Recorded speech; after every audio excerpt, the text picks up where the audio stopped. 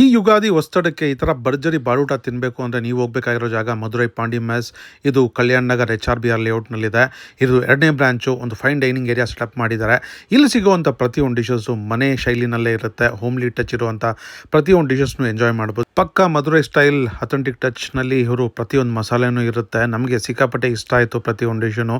ಇಲ್ಲಿ ಸಿಗುವಂಥ ಮೀನು ಸಾರು, ಮೀನು ಫ್ರೈ, ನಲ್ಲಿ ಫ್ರೈ ಮತ್ತು ಮಟನ್ ಎಳಂಬು ಸೂಪು ಅಂತ ಇರುತ್ತೆ. ಅದು ಸಿಕ್ಕಾಪಟ್ಟೆ ಚೆನ್ನಾಗಿರುತ್ತೆ. ಮೀರ್ಸ್ ಜೊತೆಯಲ್ಲಿ ಯಾವುದಾದ್ರೂ ಒಂದು ಸೈಡ್ ಡಿಶ್ ತೊಗೊಂಡ್ರೆ ತೃಪ್ತಿಯಾಗಿ ಅಲ್ಲಿಂದ ಊಟ ಮುಗಿಸ್ಕೊಂಡು ಹೊರಗಡೆ ಬರ್ಬೋದು.